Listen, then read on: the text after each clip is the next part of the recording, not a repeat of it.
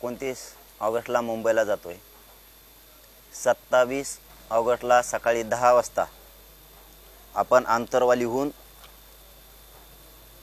मुंबईकडे सकाळी 10 वाजता निघणार। आपला मार्ग असणार आहे आंतरवालीहून महाकाळा, शहागड चौक, गोरीगंधारी फाटा, डोमलगाव फाटा, साष्ट पिंपळगाव, बळेगाव, आपेगाव फाटा, हिरडपुरी, त्यानंतर आंबटाकळी, नवगाव, तुळजापूर, वडवाळी, आपेगाव, माऊलींचं, वाघाडी, पैठण मध्ये एक आगरनांदर पण आहे, एक उचेगाव पण आहे मध्ये। या फाट्यावरून आपण सरळ पैठणला जातोय। पैठणहून पाटेगाव, घोटण मार्गे, घोटणहून आपण तळणी, शेवगाव, जिल्हा अहिल्यानगर, तिथून आपण पुढं वडुले, मळेगाव, सामनगाव, ढोरजळगाव फाटा, तिथून पुढे मिरीमाका, त्याच्यानंतर आपण पांढरी पुलावरती जातोय, जिल्हा अहिल्यानगरच। तिथून आपण पुढं त्या शेंडी मार्गे त्या पुढं अहिल्यानगरच्या बायपास मार्गे आपण कल्याण फाट्यावरती जातोय, की ज्याला निप्ती चौक म्हणलं जातं। त्या निप्ती चौकातून पुढं आपण आळ्या फाट्यावरून नारायणगाव आणि संध्याकाळी 27 ऑगस्टला संध्याकाळी आपण शिवनेरी गडावरती, किल्ल्यावरती त्या जुन्नरला आपण मुक्कामी जातोय। 28 ऑगस्ट रोजी सकाळी शिवनेरी गडाचं दर्शन घेऊन ती पवित्र माती कंपाळाला लावून आपण पुढं राजगुरू खेड मार्गे आपण चाकणला जातोय। चाकणहून तळेगाव, लोणावळा, पनवेल, वाशी, चेंबूर या मार्गे 28 ऑगस्टला सकाळी आपण 28 ऑगस्टला संध्याकाळी आपण आझाद मैदानला जातोय। 29 ऑगस्टला सकाळी 10 वाजल्यापासून तिथं आमरण उपोषण आपलं आझाद मैदानावरती बेमुदत सुरू होत आहे मराठा समाजाच्या मागण्याच्या बाबत। हा झाला आपला एकूण मार्ग। पहिला जो रूट होता आपला तर तो माळशेज घाटातून कल्याणला होता, परंतु आपण तिथून जात नाही आहेत कारण ती घाट इतका अवघड आहे। आपली एक आता शिष्टमंडळ गेलं होतं, त्यांनी तो घाट बघितला, प्रचंड घाट तो अवघड आहे, 10 फुटावरचं सुद्धा दिसत नाही इतकं तिथं धुकं आहे। त्याच्यामुळे आपल्याला तिथून जाणं अवघड आहे। एखादी गाडी जर पंक्चर झाली, जर एखाद्या गाडीला किंवा एखाद्या पोरांना काय त्रास झाला, कुणाची गाडी बिघडली, तर ते बाजूला जरी उचलून ठेवायचं म्हणलं तरी आपण ते बाजूला उचलून नाही ठेवू शकत, कारण तिथं 10 फुटाचा 5 फुटाचा सुद्धा तेवढ्या ठिकाणी तिथं पीस नाही आहे कसलाच।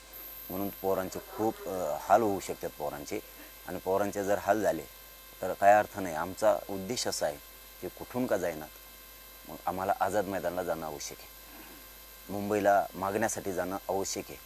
त्यामुळे याच मार्गावरून जावं असा काय आमचा कुठला हट्ट नाही आहे आणि असण्याचं काही कारण पण नाही। याचबरोबर आजच्या या पत्रकार परिषदेच्या माध्यमातून सरकारला आणि विशेष करून देवेंद्र फडणवीस साहेबांना सांगतो की आम्हाला ना कोणात ट्रॅफिक जाम करायला जायचं ना काय जायचं। मुंबईत हजारो रस्ते आहेत, त्यातला एक रस्ता कुठलाही आम्हाला द्या की जेणेकरून आम्हाला आझाद मैदानाला जाता येईल। आमची सरळ आणि स्पष्ट भूमिका आहे, आम्हाला न्यायासाठी जायचं आहे, कुणाला त्रास व्हावा या भूमिकेतून आम्हाला जायचं नाही आहे। हा झाला आपला फायनल मार्ग। आपण माळशेज घाटातून कल्याण मार्गे जात नाही तर आपण चाकण मार्गे जातोय, हे सगळ्या बांधवांनी समजून घ्यावं। आणि तसं पाहिलं तर आता ज्या रस्त्याने घुसायचं त्या रस्त्याने जाणार आहे ते, त्याचं तर काही विशेष नाही। कुणीकडूनच चालले तर आत्ताच मला तर आत्ता माहिती मिळाली, रात्री पण आत्ताच लोक मुक्कामाला गेले तिथं, कालच अशी माहिती मिळाली, त्यामुळे लोक जाणार आहेत। तर झाला एक मार्ग। दुसरा विषय हे मागण्याचा। या मागण्यावरती कायम ठाम आहेत आम्ही आणि राहणार आहेत, आणि इथून पाठीमागं सुद्धा आम्ही राहिलेलो आहेत। आमची प्रमुख मागणी आहे मराठा आणि कुणबी एक आहे, हा अध्यादेश हा जार आम्हाला मंजुरीसहित अंमलबजावणीसहित पाहिजे, त्याशिवाय आम्ही मुंबई सोडणार नाहीत, हे सरकारनं लक्षात घेणं गरजेचं आहे। त्यानंतर हैदराबादचं गॅझेटियर हे आम्हाला लागू केलेलं पाहिजे। अंमलबजावणीसह त्याच्यावरती अभ्यास चाललाय, ऐकून घेणार नाहीत. खोटी माहिती आम्ही ऐकून घेणार नाहीत. तुम्ही काही कारणं सांगितले तरी आम्ही ते ऐकून घेणार नाहीत. त्याचं कारण असं आहे की 13 महिन्यापासून गॅजेटियरवरती अभ्यास सुरू आहे. तरी तुम्हाला जर अभ्यासच करायचा आहे त्याला आमचा नाईलाज आहे. आम्ही ऐकू शकत नाहीत. त्याचं कारण पण तसंच आहे. जर आमच्या नोंदी सापडल्यात तर ते आम्हाला पाहिजे. आणि देवेंद्र फडणवीस साहेबांना विशेष करून सांगतो, कोणी आडवं येणार नाही आहे मराठ्यांचे 3ही गॅजेटर लागू का केले म्हणून. कारण आम्हाला सातारा संस्थांचं पण गॅजेटियर पाहिजे लागू केलेलं अंमलबजावणीसहित, आणि बॉम्बे गव्हर्नमेंटचं पण पाहिजे. औंध संस्थांकडं तर हजारो वर्षाच्या नोंदी आहेत, त्याच्यासहित ह्या सगळ्यांची अंमलबजावणी आणि लागू केलेलं आम्हाला पाहिजे. त्याशिवाय आम्ही हटणार नाही. त्याचं कारण देवेंद्र फडणवीस साहेबांना सांगतो, विशेष करून कुठलाही ओबीसीचा विरोध करण्याचा संबंध नाही. जर आमच्या सरकारी नोंदी आहेत तर विरोध कोणाचा होऊ शकत नाही, आणि झाला तर तुम्ही त्याचा विचार करू नये. कारण आमचा जर जमिनीचा सातबारा सापडलाय म्हणल्याच्या नंतर जमीन आम्हाला देणं तुमची जबाबदारी आहे. आमचा जर सातबारा नसेल, आमचा जर अधिकार नसेल किंवा आमच्याकडे काही पुरावाच नसेल तर तुम्ही आम्हाला देऊ नका. सरकारने आडमुठ्या भूमिकेत चालण्याऐवजी देवेंद्र फडणवीस साहेबांनी विषय मराठ्यांचा आधी समजून घ्यावा. काय तुम्ही नाही म्हणलात आम्ही देत, ते आम्ही ऐकून घेत नसतो. कारण आम्हाला पक्का माहीत झालंय आमची जमीन आहे ती आम्ही मिळवणार आहेत, आमचं घर आहे आमच्या नावावर मिळवणार आहे. तुम्ही आम्हाला भाड्याचं घर देऊ नका, आमचं हक्काचं घर आहे ते द्या. भाड्याचं घरावाला आम्हाला कधी हुसकून देईन, म्हणजे 10% आरक्षण कधीही जाऊ शकतं. आमचं हक्काचं सोडून तुम्ही ते का देता? आमची जमीन सातबाऱ्या नावाची असून ती जमीन तुम्ही आम्हाला देण्याऐवजी तुम्ही आम्हाला बटाईनी कशामुळे देता? ती बटाईदार 1-2 वर्ष ठेवून हकलून देईन आम्हाला. त्याच्यापेक्षा आमची हक्काची जमीन आहे,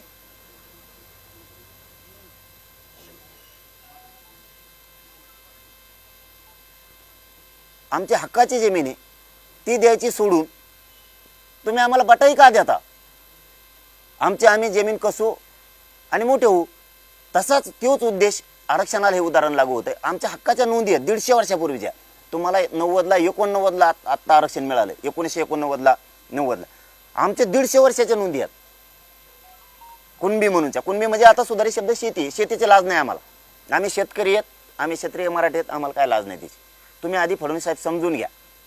सरकारी नोंदीला जर विरोध करणार असला यावले कोणी तर हे तुम्ही ऐकू नये. या मताचे आम्ही म्हणतो का त्यांचं काढून आम्हाला द्या, आमचं हे ते द्या म्हणतोय आम्ही. आमच्या नोंदी लागू करायला 3 गॅजेटची हरकत नाही, हे सुद्धा तुम्ही समजून घ्या. आमची तिसरी मागणी आहे, सगळे सोयरेची अधिसूचना तुम्ही काढली, सगळे सोयरेची अधिसूचना काढली, तिची अंमलबजावणी नाही. तुम्ही आम्हाला त्यावेळेस वाशीत सांगितलं होतं आम्ही आता 2012च्या कायद्यात दुरुस्ती केली, आम्हाला 6 महिन्याचा अंमलबजावणीसाठी वेळ द्या. हरकती मागून त्याच्यावरती त्याची छाननी करतो. आता छाननी करून आणि आम्ही दिलेला वेळ मिळून 1.5 वर्ष झाले. इतका कोणताच समाज थांबू शकत नाही, इतका संयमानं माझ्या समाजाने विषय घेतलाय. कुठलीच जात या देशात जगाच्या पाठीवर अशी जात नाही की ते 1.5 वर्ष असून थांबू शकत. एखाद्या समजा वावर आहे आणि तो लोकांचे रोजान जातोय असून तो 10 वर्ष 20 वर्ष नाही थांबू शकत. तशी आमची परिस्थिती आहे. असून सुद्धा तरी मराठा संयमात होता, आडमुठा नाहीये, म्हणून तुम्हाला 1.5 वर्षाचा वेळ दिलाय. सगळे सोयरेची अधिसूचनेची व्याख्या सुद्धा मी त्या वेळेस सांगितलेली, आजही तुम्हाला सांगतो. परंपरानुसार पिढ्याना पार लग्नाच्या सोयरीकी जुळत्या ते सोयरे, तर ते का घ्यायचे याच्या सुद्धा 3-4 पॅरेग्राफ केलेले आहेत त्यांनी. आम्ही त्यांना सांगितलं होतं आमचे सांगितलेले शब्द घ्या, प्रत्येक वेळेस तुम्ही टाळताय ते शब्द घ्यायला, पुन्हा पुन्हा घोळ होईल. सगळे सोयरे का घ्यायचे? ज्याची कुणबी नोंद सापडली त्याचे सगळे सोयरे घ्यायचे. का? त्याची पोटजात उपजात म्हणून. याच्या अगोदर 180 जातीच्या आसपास होत्या, 10-20 मागं पुढे होतील आकडा. ज्यावेळेस 1967ला ओबीसीला आरक्षण दिलं गेलं, मुद्दाम फडणवीस साहेबांना या विशेष महत्वाच्या प्रेसमधून सांगतोय हा विषय, कारण आता आंदोलन खूप पुढे गेलंय. आता निघण्याच्या तयारीत आहेत म्हणून शेवटचं सांगतो. आणखीन तुमच्या हातात 2 दिवस आहेत म्हणून सांगतोय. आणि ही प्रेसच्या माध्यमातून, या पत्रकार बांधवांच्या माध्यमातून तुम्ही ऐकावं. तुम्ही महाराष्ट्र आणि महाराष्ट्रातले मराठी वेठीस धरू नये, कारण तुम्ही सरकार आहेत आणि सरकारने राज्य अस्थिर करू नये. हे राज्याच्या प्रमुखाला अधिकार नाहीये राज्य अस्थिर करायचं, खरं असून सुद्धा. सरकार जर आडमुठ्याच्या भूमिकेत जाणार असलं तर ही देशासाठी आणि राज्यासाठी लाजिरवाणी गोष्ट आहे. मराठ्याचा असून देत नाहीत म्हणल्याच्या नंतर आडमुठा आता मराठ्या नाही तर सरकार आहे. हे का सांगतोय? ज्याची कुणबी नोंद निघाली त्याचे सगळे सोयरे म्हणजे कोण? त्याची पोटजात उपजात म्हणून घ्या. का? याच्या अगोदर ज्यावेळेस 1967ला 180 जाती होत्या, त्यावेळेस ज्या जाती होत्या ओबीसीच्या घातलेल्या त्यांचे सगळे सोयरे तुम्ही आरक्षणात घेतलेले. ते सगळे सोयरेच आहेत आमच्या भाषात. त्याला फक्त तुम्ही कायदेशीर नाव चेंज केलेत. ते पण सांगतो काय चेंज केलेत तुम्ही त्यांच्या सगळ्या सोयऱ्याला. पहिल्यांदा 180 जाती होत्या, आता 350-400 झाल्यात. हे सगळे सोयरे आत घेतले तुम्ही सोयीनुसार, फक्त त्यांचं नाव बदलिलं. त्यांना सगळ्या सोयऱ्याला नाव काय दिलं? पोट जात उपजात. सरकारी शब्द जोडला त्याच्याबरोबर, फक्त सगळे सोयरे शब्दाने वापरला त्यांनी त्यावेळेस. पोट जात उपजात म्हणले ज्याचे ओबीसी जात आरक्षणात घेतली, उदाहरणार्थ माळी समाज, उदाहरणार्थ पण एका जातीवर नाही बोलत, एक घेतली 5-7 जाती आहेत म्हणले घाला सोयरे आपले सगळे त्याच्यात. पण सोयरे घालता येत नाहीत ना, मग का? पोट जात उपजात म्हणा ना, तत्सम जात म्हणा, टाका घालून, झाल्या 350-400 जाती. तसं ज्याची कुणबी नोंद सापडली, मग मराठीचे पोट जात कुणबी होत नाही का फडणवीस साहेब? आमचे सगळे सोयरे, कारण त्या कुणबीचा आणि आमचा व्यवसाय एकच आहे. कुणबी म्हणजे शेतकरी, त्याचा व्यवसाय शेती, आमचा व्यवसाय शेती. आरक्षण हे शेती व्यवसायावर दिलेलं आहे किंवा व्यवसायावर दिलेलं आहे. ज्याला ज्याला दिलं त्याला त्याला व्यवसायानुसार दिलेलं आहे. मी एकदा गिरीश महाजन साहेबाला, फडणवीस साहेब तुम्हाला विशेष करून सांगतो, कारण म्हणून मी महत्वाची पत्रकार परिषद बोलवली. मला एकदा सगळं काय ते बोलायचे, मला उद्यापासून बोलायचंच नाही. आता चर्चा फिरच्या बंद होणार आहेत म्हणून गिरीश महाजन साहेबांनी सांगितलं होतं त्यावेळेस. आम्ही त्यांना विचारलं, बाबा पश्चिम महाराष्ट्रात आमचे नाते आहेत मराठवाड्याचे, मराठवाड्याचे नाते विदर्भात आहेत, त्यांना आरक्षण आहे विदर्भात, आम्हाला कमवून नाही. ते म्हणले त्यांचा व्यवसाय शेती.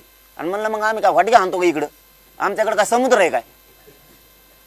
आमचा व्यवसाय शेतीचे, निकष सगळे जुळत आहेत. त्यांचे आमचे रोटीपिटी व्यवहार आहे, परंपरा आहे, धर्माची आहे, संस्कृतीची आहे, रोटीपिटी व्यवहाराची आहे, सणावारांची, उत्सवाची, व्यवसायाची. आमचं त्यांचं सगळं साम्य आहे, तत्सम आहेत आम्ही. त्यांच्यासारखेच आहेत, तत्सम म्हणजे तसेच आहेत आम्ही. तत्समचा अर्थ त्यांनी सरकारनं त्यांच्या शब्दकोशात, केंद्रीय मागासवर्ग आयोगाच्या शब्दकोशात तो शब्द घातलाय तत्सम. त्यांनी तोच नाही पण तसा. आपण सारखे दिसत नाहीत, मग त्याचा व्यवसाय ते म्हणले. बागवान म्हणले शेती करतो, बागायती करतो. माळी बी म्हणले बागायती करतो.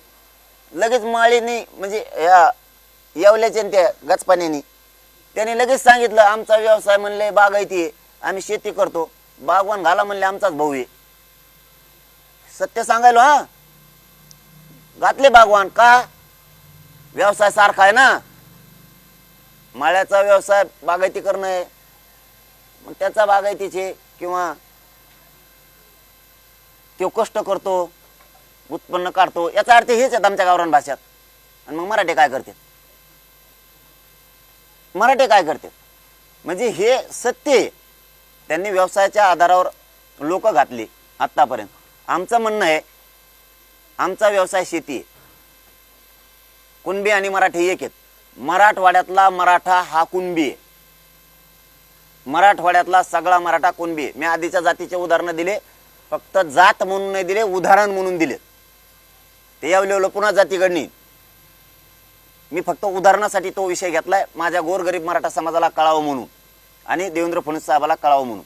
त्याच्यामुळं सगळे सोयरे पोटजात उपजात म्हणून घ्या, आमचा व्यवसाय एक हे म्हणून घ्या, तत्सम हे म्हणून घ्या. ज्याची कुणबी नोंद सापडली त्याचे सोयरे. लय झालं तर ज्याची कुणबी नोंद सापडली असणारा मराठा त्याचा सोयरा कशावर, हेच जर सरकारला बघायचं असेल तर शपथपत्र घ्या 100 रुपयाच्या बॉन्डवर आमच्याकडून. ज्याची कुणबी नोंद निघाली त्याच्या सोयऱ्याकडून की हो बाबा हे माझा पाहुणाचे, माझा आमचा व्यवसाय सारखाचे, तुम्हाला जे घ्यायचे ग्रह चौकशी करा, तो सोयराचे का. या 2 सूट द्यायला तयार आहेत, आणखीन काय पाहिजे. पण व्याख्या सरकारने समजून घ्या. ज्याची कुणबी नोंद सापडली त्याचे सगळे सोयरे आरक्षणात घालायचे म्हणजे का आणि कशामुळं, तर त्यांचा व्यवसाय सारखा आहे म्हणून, त्यांची पोटजात उपजात हे म्हणून, त्यांचे रुटीबिटी व्यवहार आहेत, त्यांच्या चाली रूढी परंपरा धर्मानुसार किंवा तुमच्या केंद्रीय आयोगाच्या मागासवर्ग आयोगाच्या निकषानुसार सगळ्या बसत्यात म्हणून, आणि जो कुणबी आहे आणि मराठा आहे हे तत्सम आहेत, तसेच आहेत म्हणून द्या. व्याख्याचा गैरअर्थ करून पितृसत्ताकडे विनाकारण नेऊ नका. जसे त्यांचे सगळे सोयरे पोटजाती उपजाती घेतल्या म्हणून आमचेही घ्या. आपले चौथं पाचवं मागणं त्यांनी सांगितलं होतं, सर सकट तुमचे गुन्हे मागे घेतो, कारण हल्ला आमच्यावर झाला. याच ठिकाणी ज्या ठिकाणी माझे महंत गुरुवर्य सगळे मंडळी संत महंत बसलेत, याच ठिकाणावरती रक्ताच्या थारोळ्यात माझ्या मायमावल्या पडल्या होत्या. हीच ती जागा आहे. या जागेवरती रक्ताच्या थारोळ्यात आमच्या आई बहिणी समाजाच्या पडल्या होत्या. त्यावेळेस त्यांनी आमच्यावरच केस झाल्या 307 सारख्या, आमच्यावर, आम्ही मार खाऊन. म्हणून त्यांनी सांगितलं होतं की ह्या सगळ्या खोट्या केसेस झालेल्या आहेत. त्यावेळेस ते मीडियात पण आलेलं आहे. आम्ही या सरसकट राज्यातल्या सगळ्या केसेस मागे घेतो, आणखीन घेतलेल्या नाही. जी 6वी 7वी मागणी की मराठा आरक्षणासाठी जे आमच्या बांधवांनी बलिदानं दिलेत, त्यांच्या नोकऱ्या आणि आर्थिक निधी आणखीन दिलेले नाहीत, कारण आमचं कुटुंब उघड्यावर पडलेत. यांच्या भावनेशी मुख्यमंत्र्यांनी खेळायला नाही पाहिजे, कारण शेवटी बारीक बारीक लेकरं सांभाळायचे कसे. करता पुरुष घरात गेल्याच्या नंतर ज्याचे त्याचे हाल ज्याला त्याला माहीत असतात, हे मुख्यमंत्र्यांनी समजून घेणं गरजेचं आहे. म्हणून तुम्हाला आज आम्ही प्रेमानं सांगतोय, तुम्ही ही प्रेमाची विनंती लक्षात घ्या. फडणवीस साहेब, पुन्हा पुन्हा आडमुठं समजू नका. तुम्ही वाकड्यात घुसता म्हणून मी बोलतो. तुम्ही जर समाजाशी सभ्य वागायला लागलात, समाजाने मागितलंय जे सत्य ते जर द्यायला लागलात, तर ह्यो समाज डोक्यावर घेईन म्हणतोय तुम्हाला. ना शब्द आहे माझा. महंतांच्या समक्ष आज इथं शेकडो महंत बसलेत की यांच्याच हातावरती, यांच्याच ज्ञानावरती, यांच्याच संस्कारावरती आमचं राज्य चालतंय. हाच तो वारकरी संप्रदाय. यांच्या समक्ष शब्द देतो. आमचं कायद्यात बसणारं, संविधानात बसणारं तुम्ही आरक्षण द्या, आड्यात घुसू नका. असून का देत नाहीत, तर याच्यात नाराजी तुमच्याविषयी मुद्दाम जास्त पसरायला लागली. कारण तुम्ही असून देत नाहीत याचा अर्थ मराठे आडमुठे नाहीत, तर देवेंद्र फडणवीस साहेब मुद्दाम आडमुठे भूमिका घ्यायला लागलेत. त्याचं कारण जोडून सांगतो. परवा 20-21 तारखेला न बसणाऱ्या जाती 29 जाती ओबीसी आरक्षणात फडणवीस साहेबांनी घातल्या. न बसणाऱ्या. मग याला म्हणतात मराठ्याला खुन्नस देणं. तुमच्या समोर तुम्हाला अशी वागणूक दिलं, तुम्ही एखादी मागणी करणं आता या मंडपमध्ये, आणि मी तुमच्या समोर तुम्ही एक मागणी केली आणि मी खुनशीनं दुसरंच बोललोय, तुमच्या मन दुखत असते. मागणी आमची, रात्रंदिवस जीव जाळतोय समाज, करोडो समाज रस्त्यावर, आणि तुम्ही 29 जाती आरक्षणात घालता आणि मराठ्याला देत नाही. याचा अर्थ होतो हे खुन्नस मी नाही देत मराठ्याला. तुमच्या नाकावर टिचून मी 29 जाती आरक्षणात घातल्या, नाही देत मराठ्याला, याचा अर्थ हे होतोय. आणि मग ही भूमिका आता मान्य नाही. आजचे दिवसच तुम्हाला प्रेमानं विनंती करून सांगतो, आणखीन आज आणि उद्याचा दिवस तुमच्या हातात आहे. आम्हाला मुंबईला यायचं नाही. आम्हाला काय करायचं मुंबईला आरक्षणाची अंमलबजावणी केल्यावर? आम्हाला काय काय गरज काय पडली मुंबईला जायची? गरज नाही आम्हाला. तुम्ही आमचे मागण्या येतात त्या देऊन टाका. इथं बसलेला सगळा वारकरी संप्रदायाचा महंत बसलेत. मला प्रामाणिकपणानं सांगा, तुमची जर गावात एखाद्या बांधवाची जमीन 7/12 आहे तर तुम्ही कसं काय देणार नाहीत? मग आडमुठं कोण? म्हणून आज उद्या हातात आहे. आणखीनही फडणवीस साहेबाला संधीचं सोनं करा. उलट तुम्हाला वाटतं ओबीसी तुमचे तर मराठे तुमचे होतील. आम्हाला काय घेणं पडलंय राजकारणाचं? पण तुम्ही नाही दिलं तर तुम्हाला शेवटचं सांगतो, मी सरकार सुद्धा उंचून टाकू शकतो. तुम्हाला वाटण काय आहे काय नाही. मी माझ्या समाजाच्या लेकराचं रडणं बघितलंय, वेदना बघितल्यात, माझ्या जातीचे हाल मी बघितले. मी सोडित नसतो. मग मी जर एकदा 10 वाजता 27 ला अंतरवाली सोडली तर मी मंत्र्याचं कोणाचंच ऐकत नसतो. मग कारण मराठ्यांना सांगतो आणि महंताला विशेष करून सांगतो, तुमच्या हातावरती आमचं राज्य आहे, तुमच्या विचारावर आमचं राज्य आहे. वारकरी संप्रदायाचे आम्ही भक्त आहेत. मी आडमुठा नाहीये. मी माझ्या लेकरासाठी झुंजतोय गरीबाच्या. आणि ते जर आडमुठापणा करत असलेत तर दोष कुणाला द्यायचा ते तुम्ही ठरवा. तुम्हाला मुद्दाम बोलवलंय. दोष कुणाला द्यायचा, मला का माझ्या समाजाला का सरकारला? मागणी आजची नाही, ते पण तुमच्या कानावरती टाकून ठेवतो आणि फडणवीस साहेब तुम्हालाही सांगतो आणि मुंबईकरांसाठी सुद्धा सांगतो. तारीख डिक्लेअर केलेली याच पत्रकार बांधवाच्या समक्ष केलेली 4 महिन्यापूर्वी. 4 महिन्यात काय हालचाली केल्या? काहीच नाही. मग आडमुठं कोण? माझं असून माझ्या मराठ्यांच्या पोरं मेलेले मी कसं काय बघायचे? मी कोणता क्षेत्रीय मराठा आहे? मग लेकराच्या धडाधडी मुर्दे पडायला लागलेत, सरकार पाडायला लागलंय, मग मी कसं काय शांत बसणार? म्हणून ही 4 महिन्यापूर्वी तारीख डिक्लेअर केलेली आपण. आता ते झाले 4 महिने. याच्यातलं आतलं पुन्हा एकदा सांगतो. 2 महिन्यापूर्वी 288 आमदाराला मी फोन केले. त्याच्यात 2 उपमुख्यमंत्री आणि फडणवीस साहेब मुख्यमंत्री साहेब सुद्धा. मी कधीच फडणवीस साहेबाला 2 वर्षात बोललो नाही. स्वतःहून म्हणतो, त्यांचे लोक आले असते फोन घेऊन. मी स्वतः 2 महिन्यापूर्वी फोन लावला. हे मुंबईकराला माहीत पाहिजे, माझ्या महाराष्ट्रातल्या मराठ्याला माहीत पाहिजे. मी स्वतः फोन केला आणि त्यांना सांगितलं तुम्ही अंतरवाली लिहा. काडी सुद्धा पायाखाली वाजणार नाही, कुणी आईला सुद्धा म्हणणार नाही. कारण खानदानी मराठीत आम्ही सन्मानानं बोलवल्यावर अपमान करून वापस पाठवणारी जात आमची नाही. तुम्ही अंतरवाली लिहा. मला गरीब मराठ्यांचं घरानं वेदना व्यथा तुमच्याजवळ आरक्षणाच्या मांडायच्या. 2 महिन्यापूर्वी हे त्यांना सांगितले. 26 तारखेला ऑगस्टच्या आत तुम्ही आमच्या मागणीची अंमलबजावणी करा. या विषयावर आम्हाला तुमच्याशी प्रत्यक्ष बोलायचं. पुन्हा म्हणू नका चर्चेला बसत नाहीत, बोलत नाहीत, पुन्हा गैरसमज समाजात पसरितान.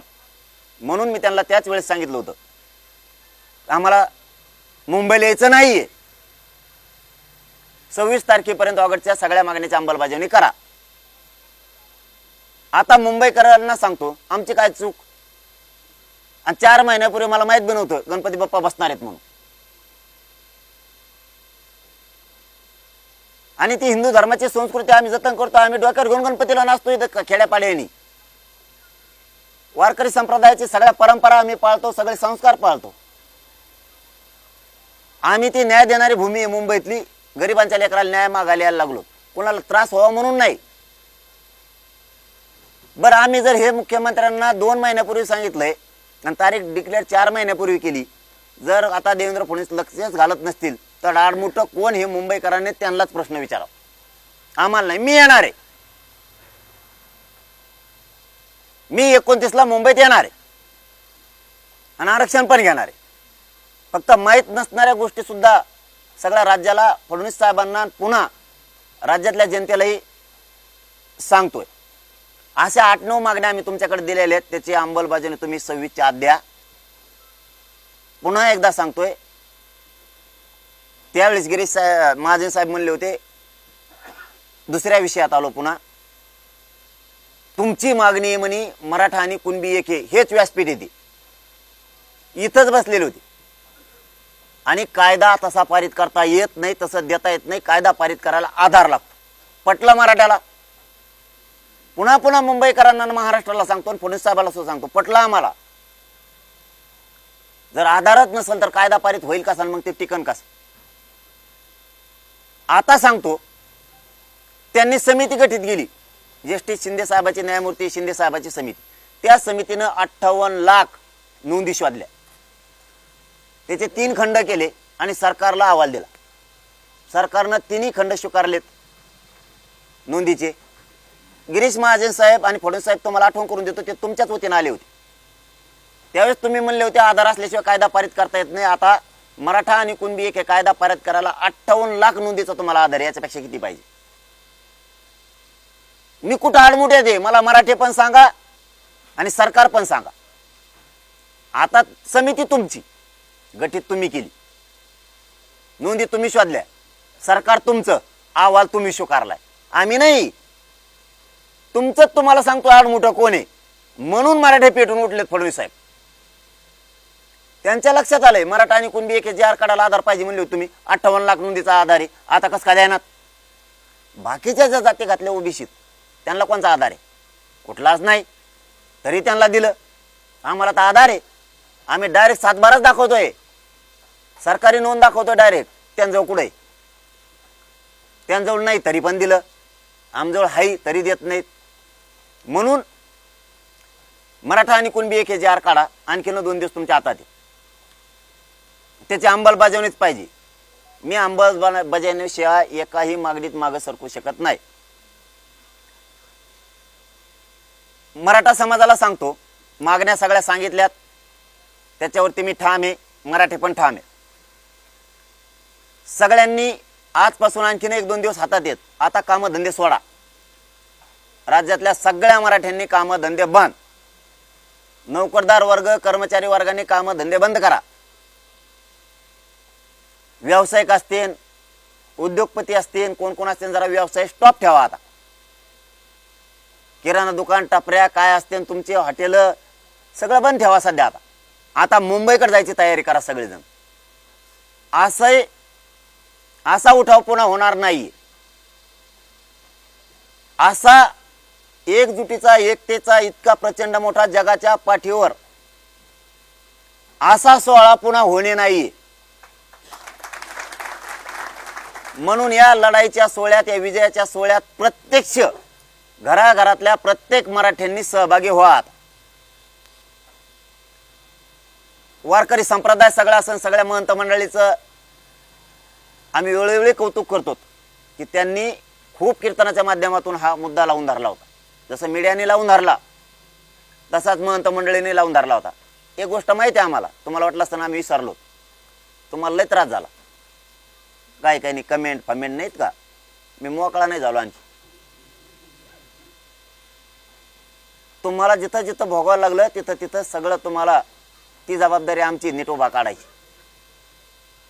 कारण काय, लेकराच्या तोंडाला घास आला होता म्हणून एका शब्दासाठी दुसरीकडे आंदोलन जाऊ नये म्हणून आम्ही बोलत नव्हतो. तुम्हाला त्रास झाला आम्हाला माहिती आहे, आम्ही पण होऊन दिला हे आम्हाला माहिती. कारण तिकडं जर होतं तर आंदोलनाला दिशा वेगळी लागली असती आणि मूळ जे घ्यायचं होतं ते राहिलं असतं. म्हणून बोलू शकलो नाहीत. आत्ता मोकळे होतो लवकरच. आम्ही तुम्हाला झालेल्या त्रासाची जबाबदारी भक्त म्हणून आमची, त्याचे टेन्शन घेऊ नका. ते कोण कोण होते, काय होतं ते सगळं सगळ्याला माहिती. तुम्हाला शोधायची गरज सुद्धा नाही. तरी पण सगळ्यांना, सगळ्या क्षेत्रातल्या, मग तो नोकरीच्या क्षेत्रातला असन, शेतकरीचा असन, व्यावसायिक असन, तो ट्रकवर असन, कुठं एसटीवर कंडक्टर ड्रायव्हर असन, महाराज मंडळी असन, सगळ्यांनी, वारकरी संप्रदाय असन, टाळकरी, गायक, वादक सगळे एवढ्या वेळेस तुटून पडा. सगळे मुंबईकडे निघा. कोणी शेताचे कारण सांगू नका, कोणी ड्युटीत सांगू नका, कोणी मास्तरांनी सांगू नका, डॉक्टर वकिलांनी सांगू नका. सगळ्यांनी तयारीनं मुंबईला चालायचं. विशेष करून आजपासून महाराष्ट्रातल्या सगळ्या मराठ्यांना सांगतो, जिथं जिथं पाण्याचे टँकर असतील ते मुंबईला सोबत घ्या. आपल्या पोरांना पाणी प्यायला लागणार आहे.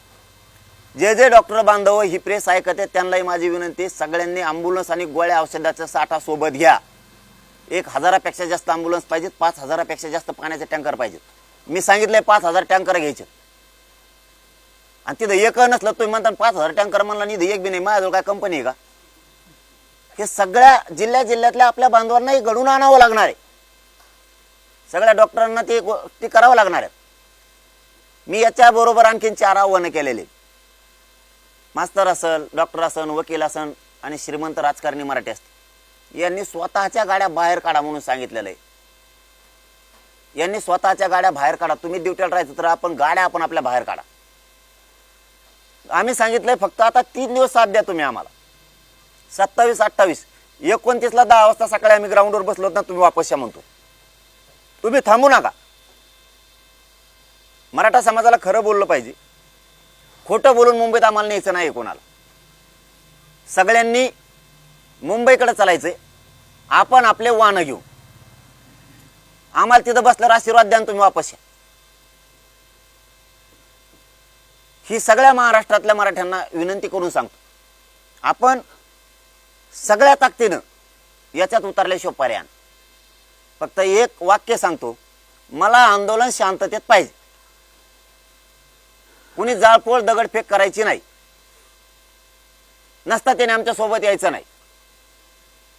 यालाच जोडून दुसरा डाव होऊ शकतो. सरकार आपल्यात एखादी टोळी घालू शकतो.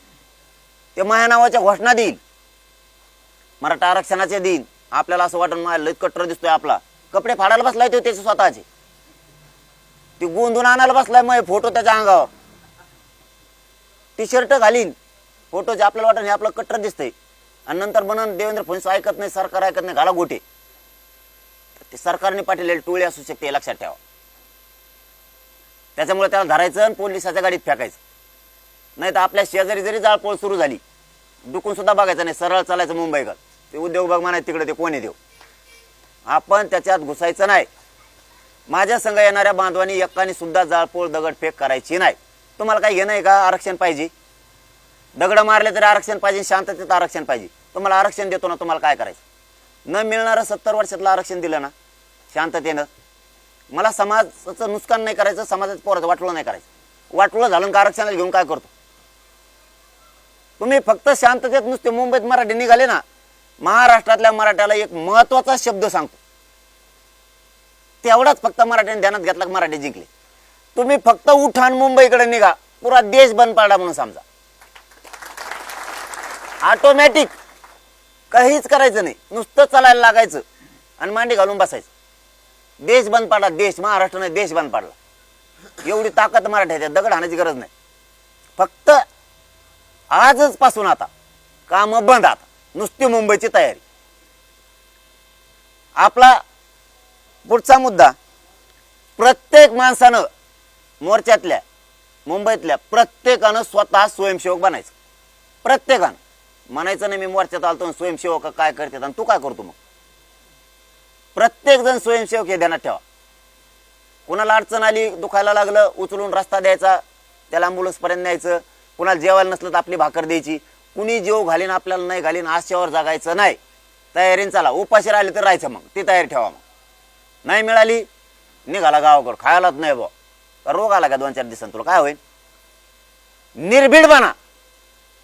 कडवट बनल्याशिवाय समाज मोठा होत नाही. रोज मग लेकरं अधिकारी बनायला लागले तर रोज. काल 2 पोरी MBBS झाल्या होत्या. बापाच्या अंगावर कपडा सुद्धा नीट शर्ट नव्हता, माहितीये का? पाठीमागची बाजू सगळे दोऱ्याने सुईने शिवलेली होती पुरी. किती आनंद असतो त्याच्या घरात. MBBS मध्ये लहान विषय समजा 1 कोटी रुपये खर्च लागतो शिकायला. 1 कोटी. त्या पोरीचा नंबर लागला, ते म्हणला आमच्या 10 पेट्यात दलिंद्रीच फिटली. हे भानावर आहे फक्त. त्याच्यामुळे विचार करू नका. चिखलचे खुर्चीत नाही मिळाली, मला फोनच नाही केला, माझ्याकडे बघितलंच नाही, मला जय शिवराज म्हणले नाही, मला हात वर करायला पाहिजे होता राव, हात सुद्धा वर नाही केला. मग खवटे मोडे हात वर करू कवर हात वर करतो. कशावर मी रुसू नका. रुसायचे दिवस नाहीत आता. समाजावर गुलाल फेकून समाज उंचीवर न्यायचे दिवस आहेत. मानपानाचे नाहीत आता. चिखल मिळाला, चिखलात बस, रेंद्यात बस, पावसात बस, मुसळधार पावसात बस. मी मुसळधार पावसात बसणार आहे. तुमच्या लेकरा बाळासाठी झटतोय. तुम्ही कसलीच आशा करू नका. प्रत्येकानं स्वयंसेवक बना आणि सगळ्यांची सेवा करा. कुणी जेवायला देईल नाही देईल मला नाही वाटत समाज मुंबईतला कमी पडन म्हणून. तिथले दलित, मुस्लिम, तिथला मराठी, तिथले माथाडे कामगार, तिथले डबेवाले, तिथले कोळी, आदिवासी, तिथले जैन, मारवाडी सगळे तुटून पडले. तिथले परप्रांतीय येऊ द्या म्हणतात. हिंदे बारा ते परप्रांतीय म्हणते हिंदे बारा आंदो. हा करूंगे म्हणलं, कचाकच खाऊ घालिंगे म्हणले त्यांना. म्हणलं घालो तर घालो, मग त्याला काय. आम्हाला फोन येतात म्हणलं कचाकच खाऊ घालिंगे. म्हणलं मग आम्ही खाईंगे, त्याला काय आता होऊन दे म्हणलं. किती सगळा समाज जुटून एका बाजूला आला. कारण त्यांना वाटतं गरीबाचे लेकरं मुंबईत यायला लागलेत, शेतकऱ्याचे पोर आहेत, एक दिवस तांबर पाणी देऊ, एक भाकर देऊ, आपण सेवा करू, गरीबाचे लेकरं मुंबईत यायले तर. आणि आम्ही त्यांचे पाहुणे आहेत ना. पाहुण्याची सेवा मुंबईकर अपमानाने नाही करणार, पोटभर देईल, पण तरी आपण तयारीने चला. पावसाचे दिवस आहेत, नाही ते बाहेर आले, काही काही पावसाचं भेव वाटतं, आपले पावसाचं कपडे काढीते. त्यामुळे आपलं तयारीने चला. चूल पेटली की सुरू. लय झालं तर आपण आपल्या ज्या गाड्या येतात, ट्रक आहेत, टेम्पो येतं, पिकअप येतं, जर रावठ्या नाही मिळाल्या किंवा आपल्याला काही तिथं पावसात झोडपतो म्हणून आपण आपल्या गाड्यातच झोपायची व्यवस्था करा. आंदोलन गाडी पशी सुरू. मराठा समाजाने समजून घ्या. ग्राउंडवरच असं काही नाही. जिथं गाडी आहे तिथं झोपायचं आणि तिथंच उतरून खाली बस जायचं. झालं आंदोलन सुरू. पाऊस आला की लगेच गाडीत. पाऊस गेला की उतरलाच खाली. आपण आपल्या तयारीनं सगळेजण चला. आपण तिथं महाराज मंडळींचे कीर्तन ठेवले. कारण माझी 22 वर्षापासूनची पद्धत, आज नवीन नाही. आमच्या मराठवाड्यातल्या काही पश्चिम महाराष्ट्रातल्या भागातल्या महाराज मंडळींना माहिती, मी आंदोलन ठेवलं की पहिले कीर्तन असतं आपले. जेव्हा आम्ही 2-2, 4-4 जण बसत होतो तेव्हा सुद्धा कीर्तन ठेवत होतो आम्ही. जाधव महाराज खरं आहे की नाही? बिगर सुपारीच परत सुपारी द्यायला हाय काय कोणाजो? कौतुक आहे आम्हाला वारकरी संप्रदायाचं. एकाने बी एक चाराने मागितला नाही आम्हाला, एकाने सुद्धा चाराने सुद्धा. आता नुसते फोन गेले बाबाजींना की तुम्ही तुमचं कीर्तन आहे. ते म्हणले आलोच. ते म्हणले नारळ सुद्धा नाही भेटणार. ते म्हणले आम्ही मागितलंच कवा, आम्हाला नको. पण समाजासाठी लढायची वेळ आली ना आम्हाला संप्रदायाच्या माध्यमातून तुम्हाला. आणि काय होतं त्याच्यातून लाखो करोडो पोरं बसलेले असतात. वारकरी संप्रदायाचे विचार डोक्यात रुजतात. नसतं आता वेगळेच विचार सुरू आहेत. मोबाईल सुरू केला की धांगडांग सुरू होते. तेच ऐकत आहेत. कमीत कमी लाखो तरुण पोराला, बसलेल्या करोडो समाजाला तुमच्या माध्यमातून वारकरी संप्रदायाचे विचार त्यांच्या बुद्धीवर पडतात आणि परिणाम होतो. जसा मराठी एक येत नव्हते, मी इमानदारीचा मेसेज दिला मॅनेज न होण्याचा, तर मराठी एक झाले. तसं वारकरी संप्रदायाचे विचार रुजू शकतात नवीन पिढीत. ते जर त्यांच्या डोक्यावर सारख्या शब्दाचे घाव घालत गेलोत आपण तर परिवर्तन होतं. काही काही पोरं लांब आहेत, जुळत आहेत. काही माणसं लांब आहेत, पुन्हा जुळतात. आम्ही बऱ्याचशा गोष्टी त्याच्यातून साधितो. नुसतं आंदोलनच नाही तर वारकरी संप्रदायाचे विचार सुद्धा त्याच्यावर गेले पाहिजेत. हे सुद्धा ह्या एकजुटीच्या माध्यमातून काम करतो किंवा आंदोलनाच्या माध्यमातून काम करतो. आम्ही सुद्धा वारकरी संप्रदायाची एक मोठी बाजू घेऊन चालतोय की तुमचे विचार मांडत राहा. लोक ते विचार नाही मांडत.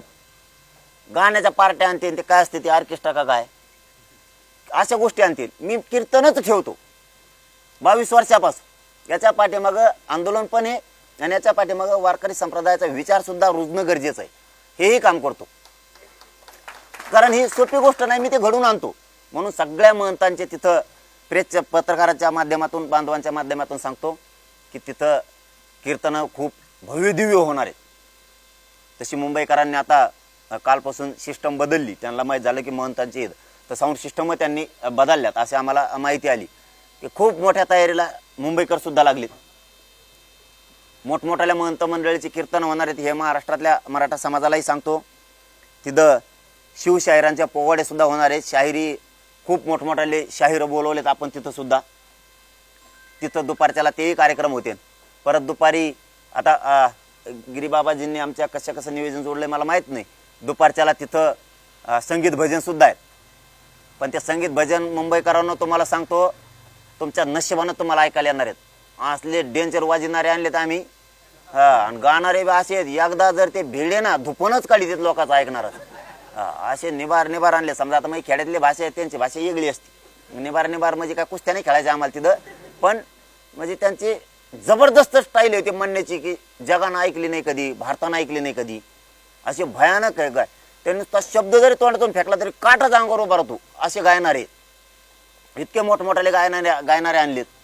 वादक तर असे आहेत ते इकडं भजन म्हणतात तिकडं ते वाजून काढित आहे असे आवाज. इतके डेंजर आणलेत.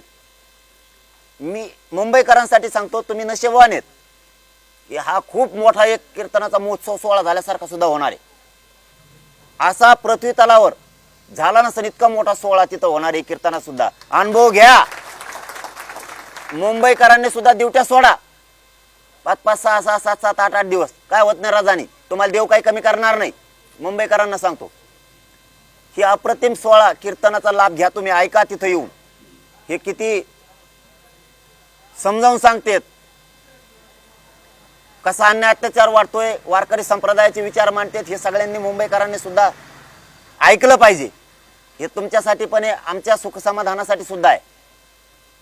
हे जनाच्या कल्याणासाठी आपण सगळे यज्ञ ठेवतो, कीर्तन ठेवतो. हे आंदोलन सुद्धा जनाच्या कल्याणासाठीचे आणि कीर्तन सुद्धा जनाच्या कल्याणासाठीचे. मोठमोठाले सगळे गायक वादक आहेत. याच्यात काय काय असे येतं लाख रुपये सुपाऱ्या काय असतं त्यांचं मानधन नाही. हात लावला बांधवांनी या आमच्या डिझेला नेऊ म्हणले फक्त त्यांची एक आठ आहे, कोणाचा चारानं नको, समाजासाठी, या धर्मासाठी, वारकरी संप्रदायासाठी जर आम्हाला कीर्तन आणि लोकांना आरक्षण मिळतंय याच्यातच आमचा आनंद मानू. आम्ही बिना पैशाचं चारण न घेता येऊ आमच्या डिझेलाने, पण एक आठ आहे फक्त मह कीर्तन आहे म्हणल्यावर त्याशी पोराला म्हणा आत येऊन. हा नाही ते पोरं गर्दी लय बसलेली ते म्हणते नाही पलीकडे बस जरा, ते म्हणते मग कीर्तन आहे आज. मग आम्ही बाबाजींना सगळ्या सांगतो की तुमचं कीर्तन आहे, पोरायला सांगा फक्त, मग ते पटापटच वाट देणार लगेच. नाही तर त्याला काय माहित मग कोणी काय ते म्हणे पुढे जायसाठी करतोय वाटतं, म्हणजे इकडं टाइम होऊन द्यायचा तरी बाबाजीला येऊन द्यायचे नाही राहत. तीही सगळ्या महाराष्ट्रातल्या पोरांना सांगतो, बाबाजींचं जे जे कीर्तन आहे, बहुतेक उद्याच्याला आपण ती प्रोग्राम महाराजांच्या कीर्तनाचा ती व्हायरल करायला लागलो. त्यानुसार पोरांनी नावं आले की ताबडतोब प्रस्ताव द्यायचा बाबाजींना सगळ्या मध्ये यायला. आणि शक्यतो बाबाजींना सगळ्यालाच विनंती, तुम्ही मुंबईतच थांबा.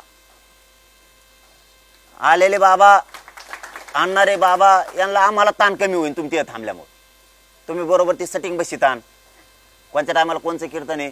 नाही ते एक बाबाजी आले, त्यांचे टाळकरी कीर्तनकार आणि पकवाज वाजवणारे ते तुमसंगत माघारी जायचे.